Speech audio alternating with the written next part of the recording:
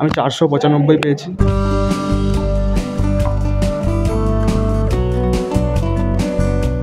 আমি উচ্চ মাধ্যমিকে তৃতীয় স্থান অধিকার করেছি, 495 পেয়েছি 500-র মধ্যে।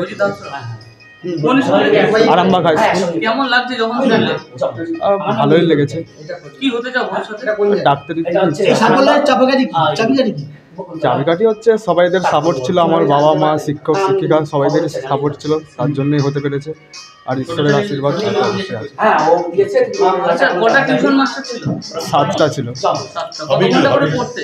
হবে খুব তেমন বেশি ছিল না। এই 2 বছর পড়াশোনার বিষয়ে আমি মনোযোগ দিয়েছিলাম। এই 2 বছর টিউশন ছাড়া তো বেশি সময় পড়ার সুযোগ পেতাম না। ওই 10 ঘন্টার মতো চেষ্টা করতাম পড়া। না, এতটা আশা করিনি। স্কুলে কার অবদান বেশি ছিল?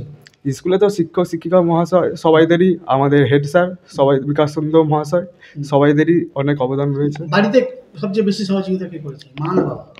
দুজনেই। বাড়িতে কে কে আছেন? বাবা মা ভাই। আমার জমজ ভাই আছে। সে কি করছে? সেও আমার সঙ্গে পরীক্ষা দিয়েছে, তার এখন রেজাল্ট জানা যায়নি। আমরা ভেবেছিলাম 10-এর মধ্যে থাকবে, কিন্তু 3rd হবে এটা ভাবিনি। যাও, ভালো লাগছে। কেমন ছেলে হিসেবে কেমন ছিল বা পড়াশোনায় কিরকম? হ্যাঁ, পড়াশোনা তো সব খুব ভালো দিত, শুধু কেমিস্ট্রিতে 1 নম্বরও বাদ দিয়েছিল, বাকি সবই অ্যান্সার করেছিল। এই জলটা কেন জানি না কেন, রেজাল্ট খুবই ভালো লাগছে। মাধ্যমিকে ওর হওয়ার কথা ছিল, পজিশনে 10-এর মধ্যে থাকার কথা ছিল, হয়নি। কিন্তু এবার যা হোক, এবার ওর পরীক্ষা অনেক ভালো হয়েছে, এবার খুবই ভালো লাগছে আমার। ওর ইচ্ছা, আমাদের সবারই ইচ্ছা, ওদের বাড়িতেও সবার ইচ্ছা ডাক্তার হবে ছেলে। ডাউনলোড করুন এই সময় অ্যাপ iOS ও অ্যান্ড্রয়েডের জন্য।